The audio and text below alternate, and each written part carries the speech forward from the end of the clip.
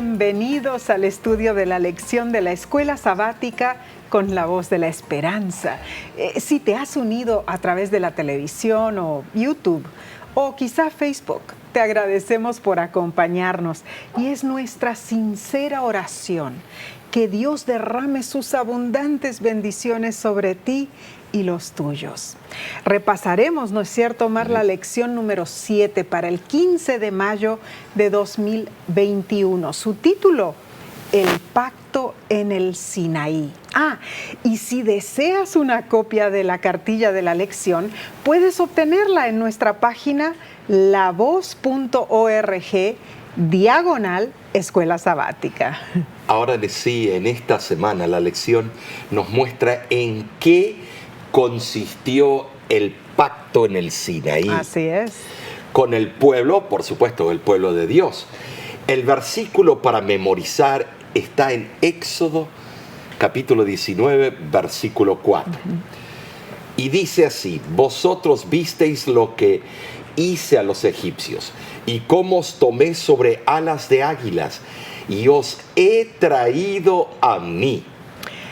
Este versículo en realidad nos da el ejemplo de la fuerza de un águila, como ilustrando el poder de Dios para dar a su pueblo lo que necesita. Y me gusta un ejemplo que utiliza la lección del pastor H.M.S. Richards.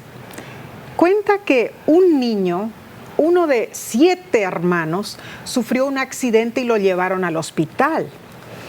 En su casa rara vez había suficiente en todo sentido y nunca tomó más que una parte de un vaso de leche. O sea, si el vaso estaba lleno, lo compartían 2 de los niños y el que bebía primero debía tener cuidado de no tomar demasiado. Pero en el hospital, después que hicieron sentir cómodo al pequeño, la enfermera le trajo un gran vaso de leche.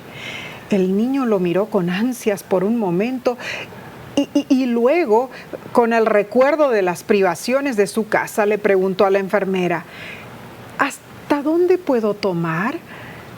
La enfermera, con los ojos brillantes y un nudo en la garganta, le dijo: bebe todo, niño, bébetelo todo. Así como esa enfermera con el niño, es Dios con nosotros. Él no es mezquino.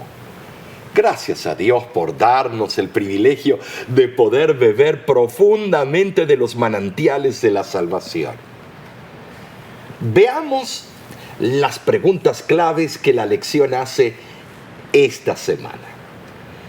¿En qué medida las historias del Éxodo y del Sinaí son análogas a la salvación personal? ¿Cuál era el papel de la ley en el pacto de Sinaí? Del Sinaí, por supuesto. Es digno notar que en el versículo que leímos, Dios mencionó las anteriores pruebas de su amor. Antes de revelar esa ley, Él quería que el lector, las personas, pudieran ver que Él principalmente era un Dios de amor. Claro. De esa manera buscaba ganar la confianza del pueblo para robustecer su fe en Él y animarlos para cumplir su voluntad. Es muy interesante porque Dios tenía prioridades. Y la prioridad número 1 era amar a su pueblo. Qué bien lo has dicho, Omar. En realidad, Dios les daba confianza en las bendiciones del futuro, mediante las bendiciones disfrutadas en el pasado. O sea, todo lo que Dios había hecho por Israel, al liberarlo de Egipto, al guiarlo a salvo a través del Mar Rojo, al darle el maná, todo eso era una garantía de lo que Él haría todavía por el pueblo si permanecían siéndole fiel. Y vuelvo a reiterar lo que mencionaste al principio, Nesí. que así como el águila madre toma el aguilucho de su nido, le enseña a volar y lo protege con su propia vida, así Dios tomó a su pueblo del cautiverio de Egipto para conducirlo hasta la tierra de Canaán. Sostendría a Israel con sus alas y lo protegería de peligros también. Así como el débil y desvalido aguilucho, al par que teme el peligro, tiene confianza en la protección de su madre.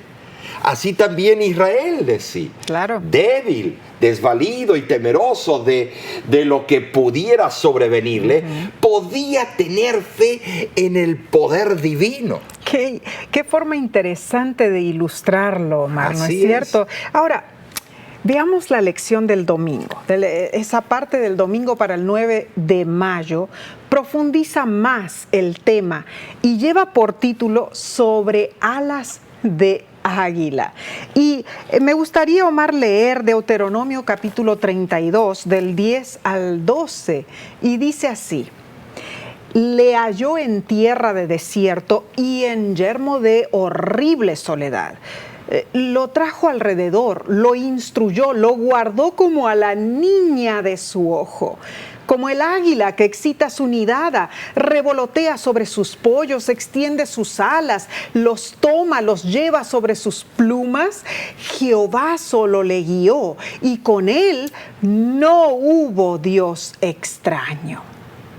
Omar, bueno, vemos aquí que estos versículos en realidad son como una oración poética que ilustra cómo fue llevado Israel sobre sus alas, cómo lo guardó como a la niña de su ojo, ¿no es cierto? Así es, Nessie.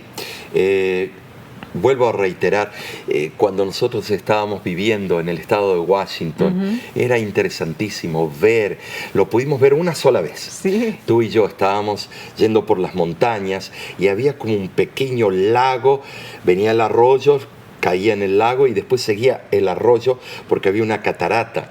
Sí. Y había un águila y un nido, águila que se llama Bald Eagle, el emblema de Estados Unidos de América. Sí. Y vimos cómo estaba enseñando a ese aguilucho, a su cría, a volar. Tremendo. Lo empujaba, lo tiraba y si veía que no agarraba vuelo, venía y se ponía debajo para agarrarlo. Lo llevaba y de lo vuelta al llevaba nido. hacia Tremendo. arriba. El teólogo George Knight explica el ejemplo de esta ave de rapiña y dice que es interesante lo que él nos cuenta. El águila era famosa por su inusual apego a sus aguiluchos. Así es. También vivía en la cima de las montañas y al enseñar a volar a sus polluelos, los cargaba sobre su lomo a esas grandes alturas que dominan las llanuras del Sinaí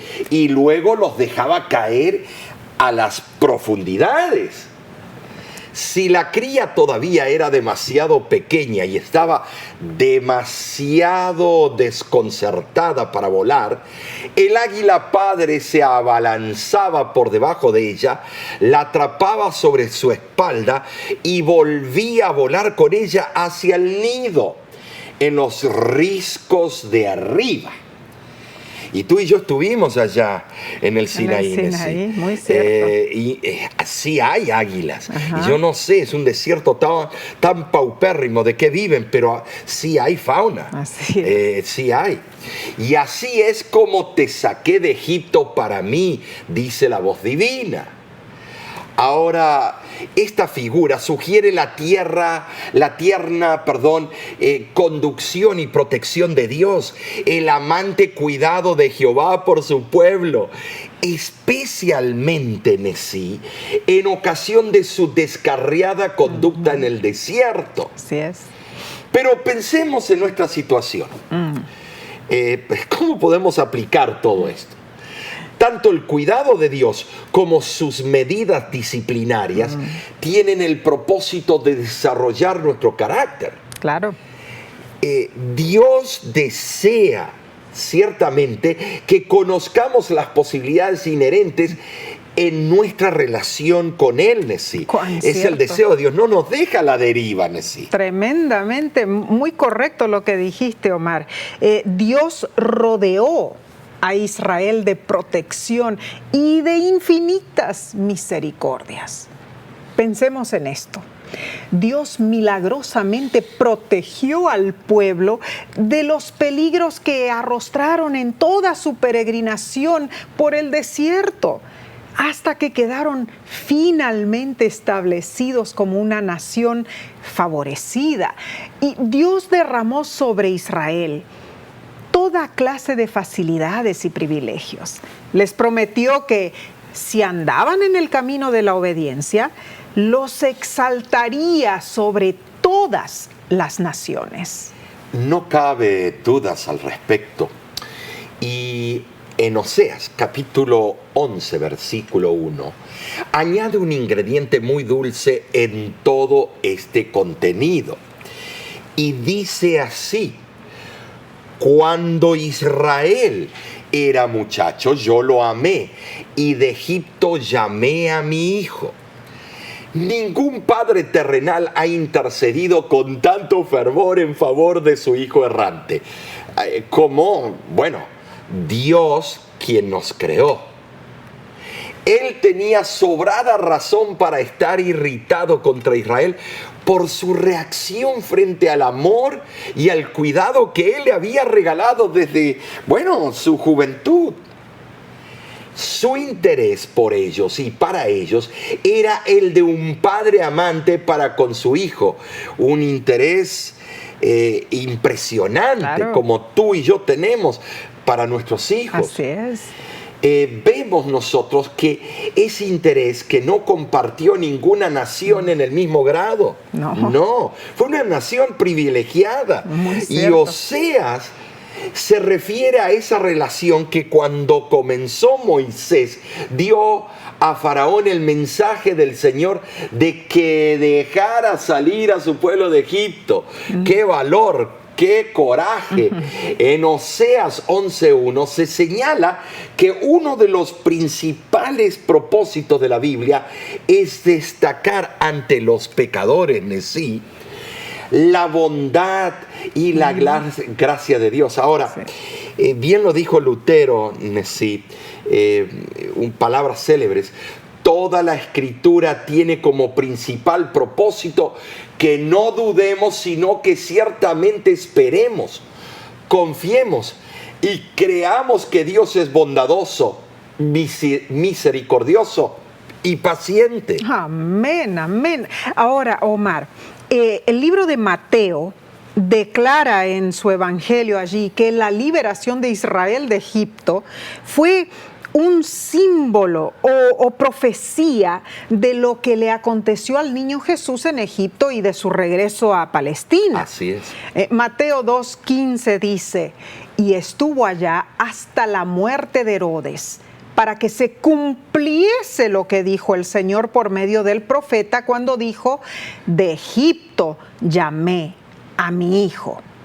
Claro que la referencia de Mateo no puede considerarse como una cita textual de lo que dijo Oseas en capítulo 11:1, pero no hay duda de que el escritor tuvo en cuenta la comparación entre ambos casos. Así yo creo, Omar, que se refiere, ¿no es cierto, Mateo? Y sí, debemos notar que en el Nuevo Testamento se hace mención del Antiguo, porque el Antiguo es la base. Claro, seguro que Todo sí. lo que el Nuevo enseñó ya se encontraba en el Antiguo, pero ahora un nuevo ingrediente, la sangre del verdadero Amén. Cordero que quita el pecado del Gloria a mundo. Dios. Es interesante esa comparación que hizo Mateo. A través de la Biblia vemos pruebas palpables del amor de Dios en diferentes partes.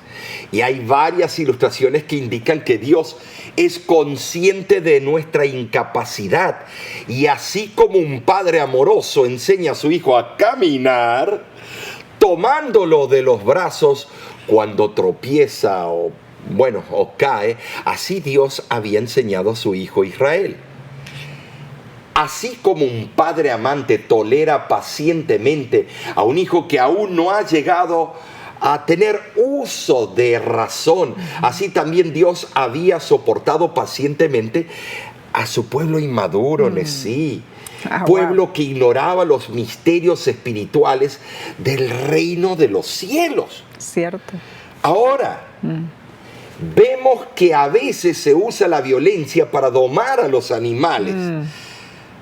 Bueno, no debiéramos usarla mal, sino dar un castigo justo a fin de domesticarlos para un trabajo útil. Así es. Pero Dios no fuerza a nadie, gracias a Dios por eso. Alabado sea Dios. No usa de cuerdas duras ni de anillos de hierro, sino que nos atrae por medios razonables, ejercitando nuestra inteligencia y despertando nuestros afectos. Dios nos trae a Él de una manera adecuada a la dignidad de nuestra naturaleza, pues fuimos hechos a la imagen de Dios. Cristo Jesús nos atrajo hacia Él con cuerdas humanas cuando se hizo hombre y vivió y se sacrificó por nuestro bien. Sí. Él tiene un magnetismo. Él nos trajo al camino de la rectitud. Una de las razones por las cuales el Hijo de Dios se hizo hombre fue para atraer a los hombres con cuerdas de simpatía, que es hermoso, participando de la misma naturaleza de ellos. Ay, Omar, qué maravilloso en realidad es Dios.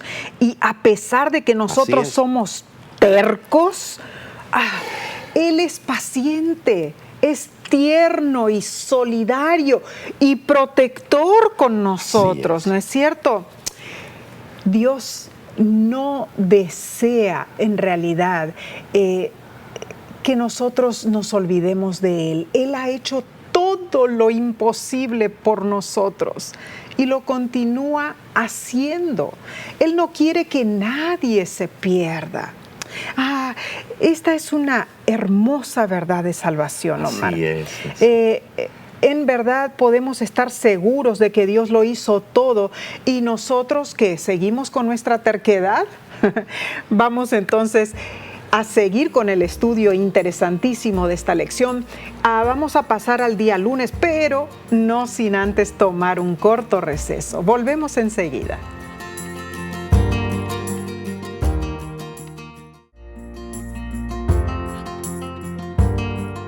Te agradecemos por estudiar con nosotros esta hermosa lección de Escuela Sabática.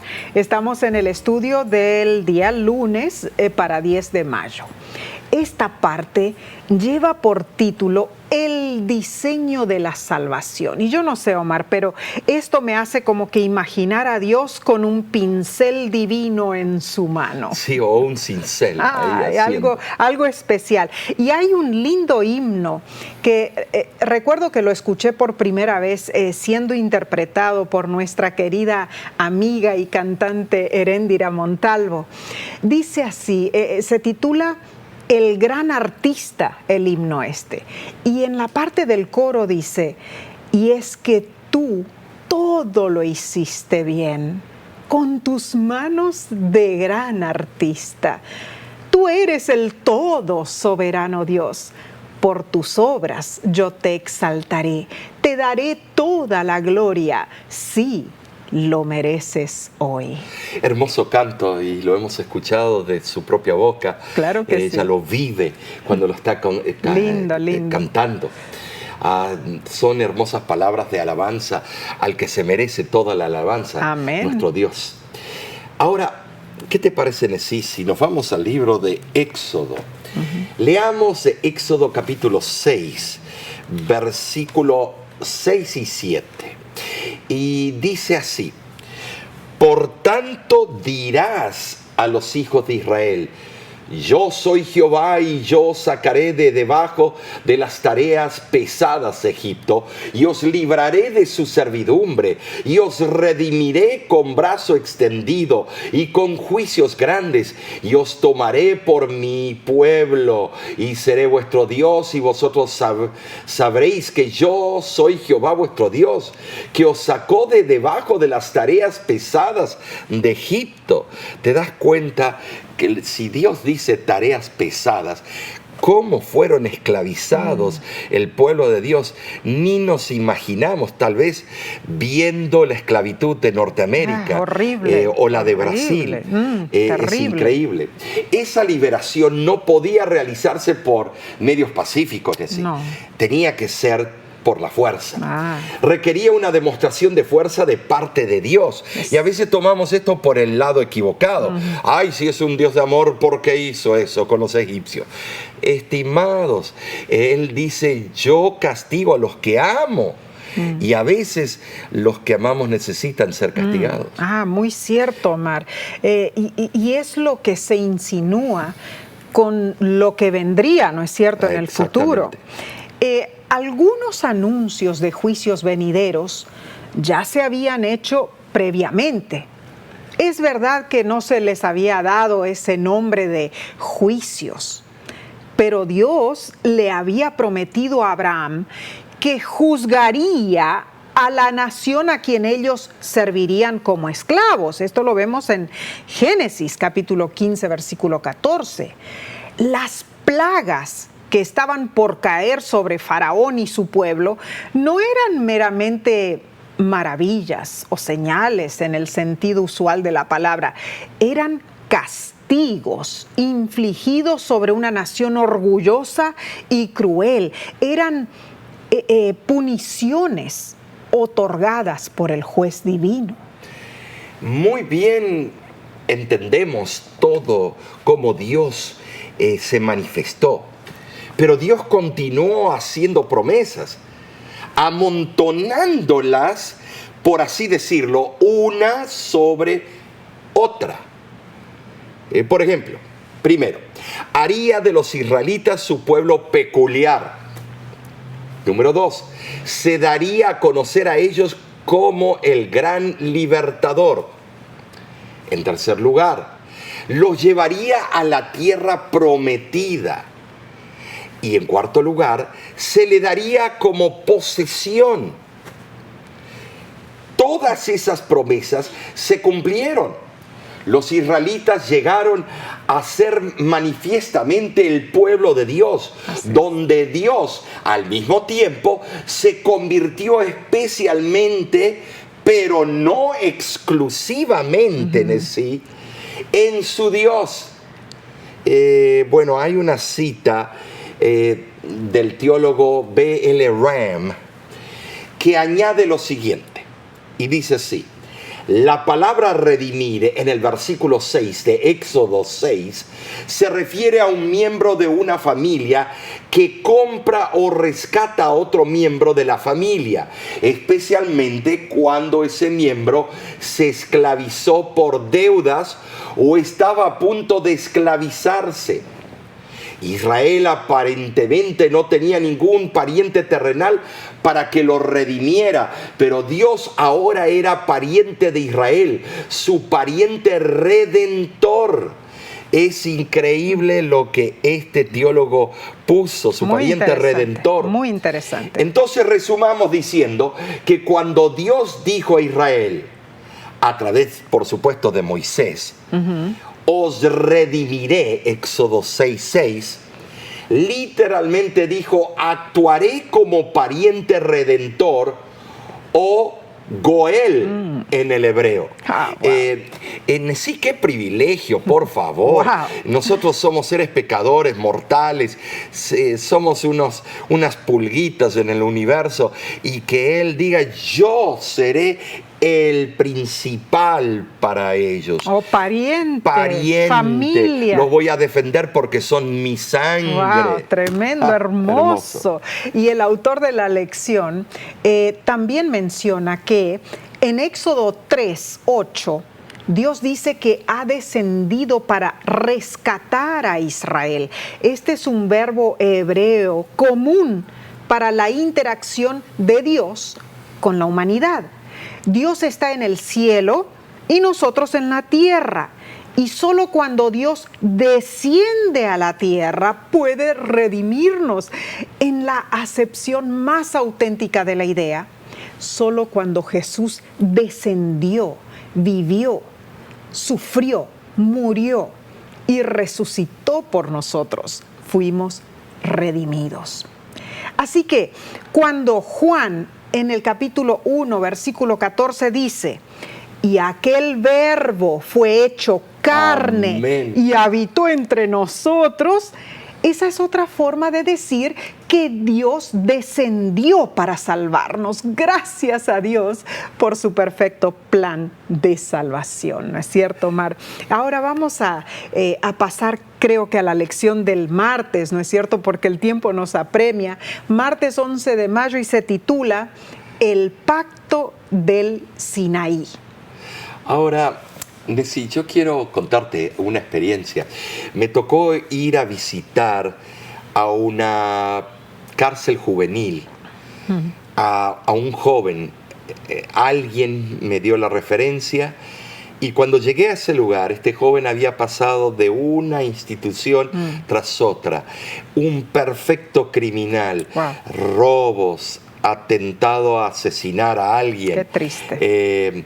Había hecho tantas cosas, tráfico de drogas.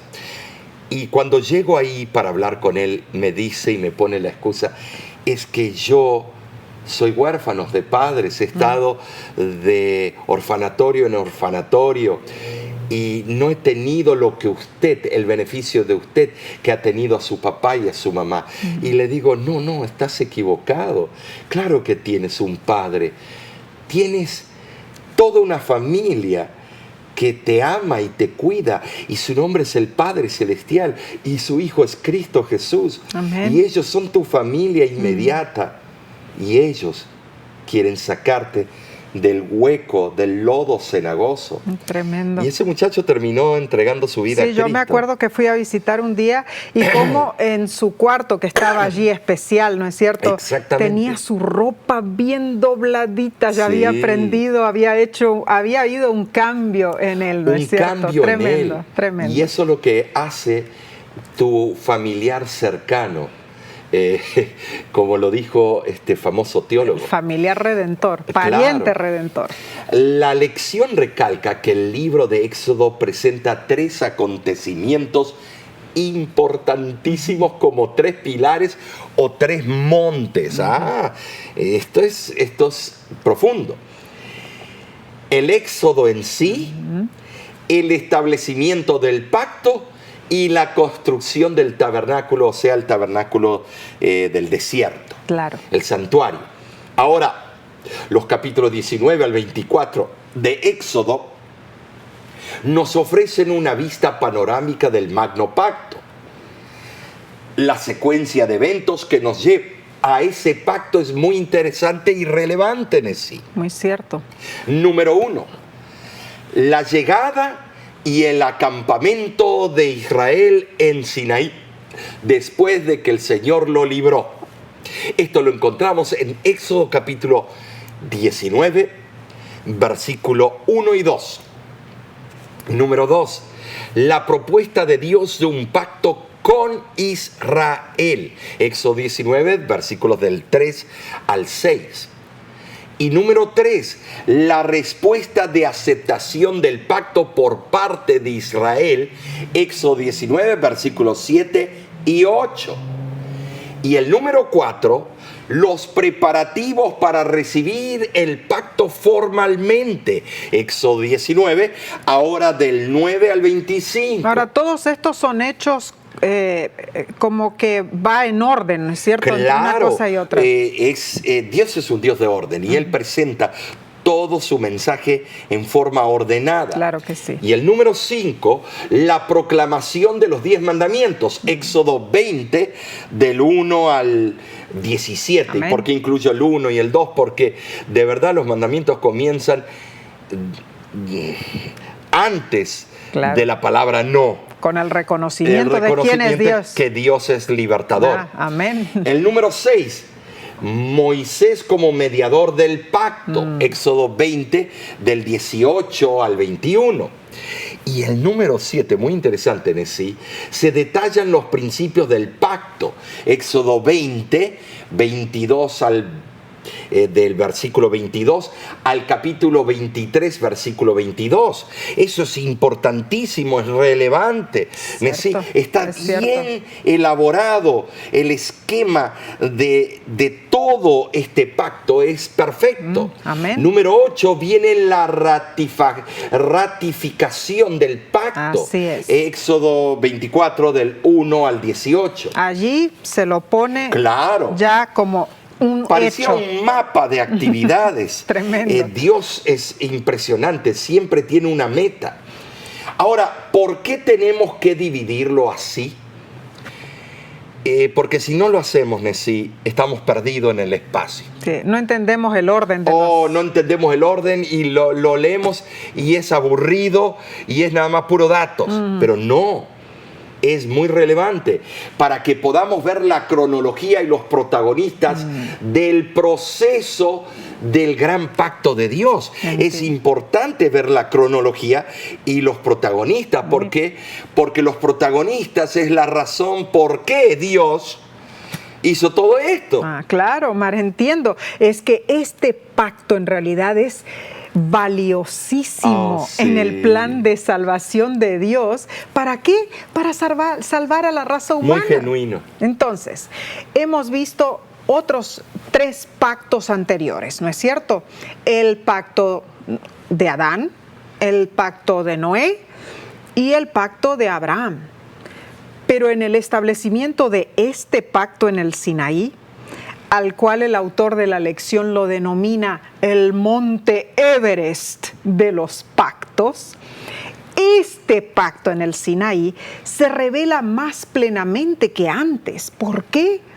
Porque por primera vez se establece el ritual del santuario. ¿Y por qué esto es importante? ¿Por qué será importante, Omar? Porque por medio del santuario y de todos sus rituales, Dios muestra al pueblo su magistral plan de salvación. Es como una lección figurativa que apuntaba hacia el Mesías que vendría a traer la redención, ¿no es cierto? Bien lo has dicho, Nesí. Es tremendo cómo lo explica allí. Este magistral plan de salvación es explicado en forma aguda. Así es. Porque la redención tenía un significado muchísimo mayor que la liberación del pueblo de Israel de la esclavitud física de Egipto. Claro que sí. Dios deseaba redimir a su pueblo de la esclavitud más horrenda. Así es. La esclavitud del pecado en el servicio del santuario. Dios reveló su plan perfecto de redención. Ese es el verdadero significado del pacto. Ahora, Omar, en realidad el plan divino nunca tiene errores, ¿no es cierto? Cada detalle está cuidadosamente planeado, porque a la vista de Dios, ninguna otra nación podía ser igual a su pueblo escogido. Amén. Ahora la lección nos pregunta, ¿por qué era necesario un pacto entre Dios y el pueblo de Israel? Y bien nos responde Deuteronomio capítulo 29, versículo 7, dice: para confirmarte hoy como su pueblo y para que Él te sea por Dios. Te pregunto a ti entonces, ¿así lo ves tú? Para Dios, cada uno de sus hijos, o sea, cada cristiano consagrado, es una joya en la corona de nuestro Señor. Y así es considerado por Él. Dios en realidad hoy quiere confirmar contigo que tú eres suyo. Y en respuesta, Él desea ser tu Dios. Entonces la pregunta, ¿no es cierto, ¿Lo Omar? aceptarás? Claro, ¿Lo aceptarás? Cuando nosotros pensamos en la importancia de aceptar esto, de ver cuán magnífico Dios lo diseñó todo, y la tristeza, Omar, de que tantas personas dicen, el santuario, todos sus rituales, qué aburrido, no tiene nada que ver. Todo eso es la base de nuestra fe. Claro, es la base de saber y entender cuál era el plan magno que Dios hizo para salvarnos. Y apuntaba al verdadero Cordero que quita el pecado del mundo. Entonces, al decir, yo acepto este plan de Dios, estoy diciendo también, yo acepto todas esas partes y simbolismos, todo. El pacto que Dios hizo con su pueblo. Así que en realidad es nuestra oración que tú puedas aceptar todo lo que Dios hizo por ti. Entonces, pasaremos a la lección del día miércoles, pero antes tomaremos una corta pausa. Volvemos en unos segundos.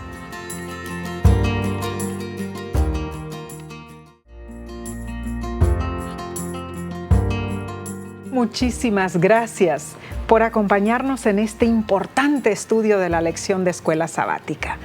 Estamos en el día miércoles para el 12 de mayo y se titula Dios e Israel. Tremendo título. ¿Por qué? Porque es cortito, pero tiene un significado amplio. Así es. En los versículos de Éxodo, capítulo 19, versículos 5 y 6, Dios propone su pacto con el pueblo de Israel. ¿Y qué les parece si lo leemos? Dice, ahora pues, si diereis oído a mi voz y guardareis mi pacto, vosotros seréis mi especial tesoro sobre todos los pueblos, porque mía es toda la tierra, y vosotros me seréis un reino de sacerdotes y gente santa. Estas son las palabras que dirás a los hijos de Israel. De acuerdo con el plan y propósito divinos, los israelitas habían de ser una raza tanto real como sacerdotal. Pero ¿cómo? Nada más un grupito podían ser sacerdotes. No, en sí Dios quiere decirle a toda la nación, ustedes son mis representantes, mis sacerdotes al mundo. Así es. En un mundo malo serían reyes morales y espirituales, en el sentido de que habrían de prevalecer sobre el reino del pecado. Apocalipsis 26. Como sacerdotes habían de acercarse al Señor en oración, en alabanza y en sacrificio, como intermediarios entre Dios y los paganos. Debían ellos servir como instructores, predicadores y profetas, no ser exclusivos y, espíritu de jirafa, I am holier than him, yo soy más santo que él. No, tenían que ser ejemplos de un santo vivir, exponentes celestiales de la verdadera religión, pero se creyeron la divina pomada. No hay duda que en el reino venidero Dios tiene un lugar regio para sus hijos de la familia real, Messi. Pero por favor, no creamos que somos mejores que aquel borracho que está caminando en la calle, porque el potencial en él está de algún día ser príncipe del reino. Amén, estoy de acuerdo contigo, Omar. Pero algo muy interesante que menciona el autor de la lección es que al presentar su pacto, Dios no obligó a nadie, porque el llamamiento no se les otorga automáticamente, sin que ellos decidan. Tuvieron que cooperar. Incluso su liberación de Egipto implicó que ellos cooperaran. Si no hubieran hecho lo que el Señor les dijo, como marcar con sangre allí los postes de las puertas. Los dinteles de la puerta, sí. No se habrían librado. Así de sencillo. Aquí el Señor tampoco les dice, les guste o no, serán un tesoro especial para mí y una nación de sacerdotes. No es así como funciona y no es lo que dice el texto. Muy bien dicho, Nesí. Es cierto. Él no obliga. No. Él nos da el beneficio de elegir. Muy cierto. La sierva del Señor añade a lo que has mencionado de una forma increíble y dice lo siguiente: no ganamos la salvación por nuestra obediencia, porque la salvación es el don gratuito de Dios para ser recibido por fe. Pero la obediencia es el fruto de la fe. El Camino a Cristo es un libro chiquito pero especial. Tan bonito. Que si no lo has leído, hermano, tienes que hacerlo. Y manda una copia a los tuyos. Es un devocional precioso. Así es. Entonces vemos cómo Dios propone el pacto y el pueblo debe decidir. Como gente consagrada al servicio de Dios, su pueblo debía ser diferente de las otras naciones. Pero esto había de manifestarse enteramente por medio de la circuncisión. Génesis capítulo 17, del 9 al 14. E internamente por medio de la piedad. Ahora decir, la circuncisión, qué cosa, suena cruel. Bueno, fue como una demostración externa, ¿no?, del pueblo. Pero fíjate, agarrar el prepucio del varoncito después de unos días y con una piedra, era una piedra afilada, Sí. y hacerle así, el dolor, el griterío y la sangre que salía. Pero decimos, ¿por qué? Si Dios nos creó con el prepucio. Te voy a decir por qué. Porque vivían en el desierto, ¿sí? Y no había mucha agua. Y entonces se acumulaba en la tierra, la suciedad, las enfermedades que se transmiten más adelante en forma íntima. Claro. Y entonces Dios, además de ser un pacto espiritual, era un pacto físico de protección para su pueblo. Dios es santo y quería explicar claramente a su pueblo que Él busca gente santa. Amén. Amén. Y Primera de Pedro, capítulo 1, versículo 16, nos dice así: porque escrito está, sed santos, porque yo soy santo.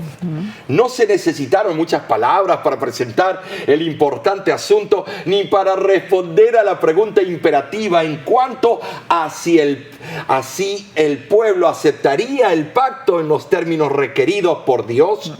No se necesitaba. Si bien es claro que no había duda del noble deseo de los israelitas de responder a la demanda de obediencia que Dios hacía, entraron en relación del pacto teniendo en sí poco conocimiento de sí mismos. Yo creo que rapidito, más por emoción lo hicieron ellos. Ya, rápido. Oh, sí, nosotros vamos a hacerlo. Bueno. Y no tenían en sí el conocimiento y el genuino amor todavía. Dijeron muy rápido y decidieron muy rápido, creo yo. Es que ellos no veían su incapacidad para guardar los preceptos divinos. Ni se imaginaban su ineptitud para cumplir su parte en el convenio. Igual nosotros hoy en día. Claro. Ahora, yo creo, quizá al igual que muchas almas engañadas hoy, en el mundo en que vivimos, los israelitas pensaron que no tenían sino que intentar a fin de lograrlo. Y Dios en su misericordia les permitió que hicieran la prueba para que pudieran descubrir su incapacidad y así fueran inducidos a depender de Dios. Yo creo, Omar, hay muchas parejas que quieren casarse con esa razón también, para intentar a ver si da resultados. Y para salir de la casa del padre o la madre que los tienen así apachurrados. Y rápido responden, como los israelitas. Sí. Un día me llega un joven y dice: pastor, he decidido bautizarme, yo soy un mujeriego. Cuando escucho eso, digo: ay no, por favor, se está alardando de que él es el hombre de las mujeres, el papi chulo. Entonces él agarró y me dice: ay, pastor, yo prometo delante de Dios y mi madre que no voy a volver a meterme con tantas mujeres. No, yo voy a dedicarme a una con la que me voy a casar. Ay, pasaron unas semanas, ya estaba con otra, y después otras semanas con otra. ¿Por qué? Porque son promesas huecas. Fueron rápidos en responder. Cuando el pueblo dio su promesa, su clamor espontáneo, todo lo que Jehová ha dicho haremos.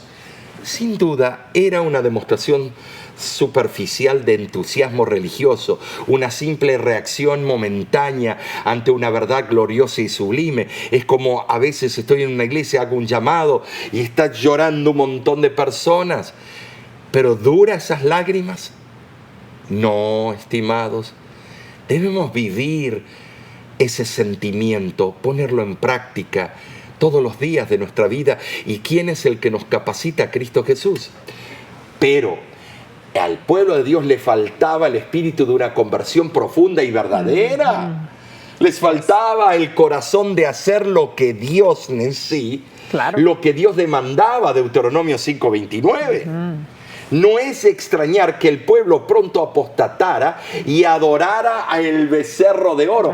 Hicieron la confesión y después detrás del becerro de oro. Y Aarón, yo a veces me pregunto, pero Aarón, voy a humanizar mi expresión. ¿Qué tenía en la cabeza? ¿Aserrín? No, por supuesto. ¿Sabes por qué digo eso? Pero acababa de ver un flor de milagro y se pone a hacerle, ok, tengo miedo que me mate, le voy a hacer el becerro. Qué triste es la realidad de lo que ocurrió. Así de rápido se olvidaron de lo que habían prometido. Pero esto se pone, Omar, aún mucho más interesante. Nosotros somos iguales que Aarón. Así es, el estudio del jueves 13 de mayo se titula Promesas, promesas. O sea, todo parecía estar bien. Dios liberó a su pueblo, le ofreció las hermosas promesas del pacto y ellos aceptaron rapidito, diciendo que harían todo lo que Dios les pedía. Parece un trato hecho en el cielo, ¿no es cierto, Omar? La verdad que sí. ¿Cuántas veces yo he hecho promesas a ti, a mis hijos y no las cumplí? Me da tristeza. Todos porque me río, porque yo soy igual. Me río porque veo lo que hizo Israel en mí. Tantas veces por hacer el bien a otro prometo algo y no puedo cumplir. Y, hermanos, solo Dios tiene que perdonarme, y a ti y al resto. Porque no lo hacemos para malograr una relación o algo. Queremos hacerlo mejor, pero no está en nuestra capacidad. Ellos estaban convencidos y seguros en sus corazones de que los términos del pacto eran justos y buenos. Estaban convencidos. ¿Seguro? La iglesia adventista está convencida de las profecías, pero está convertida. Deseaban asegurar para sí mismos y para su posteridad las bendiciones que el Señor había prometido. De buena gana los ancianos aceptaron el pacto antes de saber lo que serían sus estipulaciones. Era deseable que el pueblo expresara su disposición de entrar en un pacto como Dios lo proponía, por supuesto, pero que pensara bien en el asunto antes de que fuera llamado a la ratificación formal del pacto. Sí, ellos hablaron muy convencidos. Nosotros, pero no estaban convertidos. No. La teoría siempre es muy buena, loable y, por así decirlo, romántica. Pero hay que estar dispuestos a vivir en la práctica. Claro que sí. Revoloteamos en el aire, en las nubes, pero no pisamos tierra. Eso solo ocurre con una contemplación diaria al perfecto carácter de Dios. La pregunta es, Nesí, ¿estás tú y yo, estamos nosotros, están ustedes contemplando a Cristo todos los días de nuestra vida? Y esta es una pregunta muy importante, Omar. La santidad se debe considerar seriamente cada vez que nos aproximamos a Dios. Si somos sinceros, no seremos rechazados por Dios. Si nos presentamos con arrepentimiento, aceptando la gracia de Cristo, Él acepta al pecador para hacerlo santo y apto para el compañerismo con Dios. Siendo que la ley que pronto iba a ser dada es una expresión de la santidad de Dios. Lo único apropiado era que el pueblo se preparara santificándose para recibirla. Si ellos habían de ser el pueblo de Dios, era imperativo que apreciaran el carácter sagrado de esa relación. Claro que sí, y solo así podemos entender por qué Dios hizo la proclamación de su santa ley. Claro. Tenemos que notar que la razón principal de su santa ley no era para ser dogmático, era para tener una relación de amor con su pueblo. Y lo hizo de una manera especial. Fue una ocasión que debía impresionar profundamente y dramáticamente al pueblo. Debían entender la santidad y la importancia de la ley de Dios.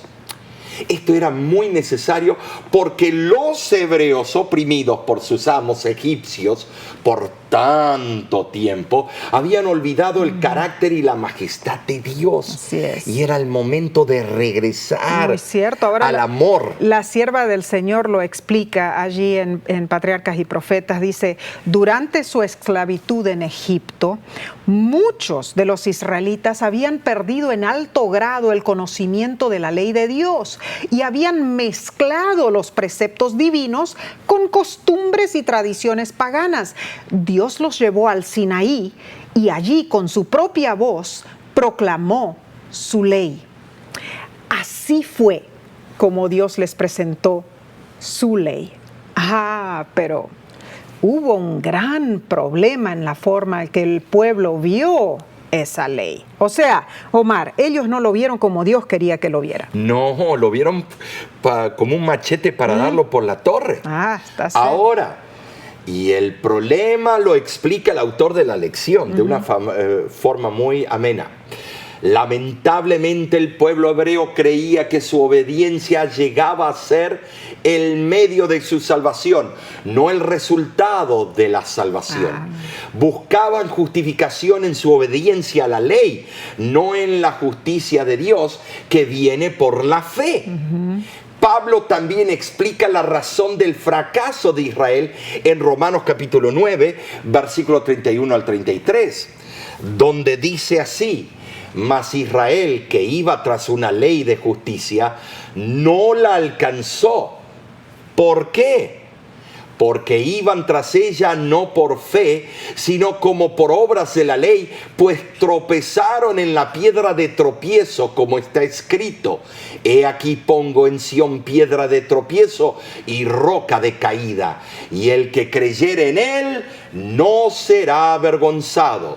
Los judíos pensaban que cumpliendo con el sistema de las leyes morales y religiosas de sí estaba todo bien, pero como nunca pudieron vivir a la altura de las exigencias de esas leyes de sí, su principio de justicia no podía producir la justicia que ellos buscaban. Así es.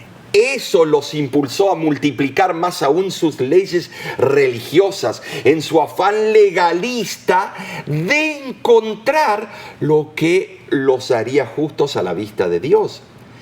Cristo vino para traer justicia a todos los que la aceptaran por fe, pero los judíos, que la buscaban en otra forma, se escandalizaron con Cristo y con su mensaje.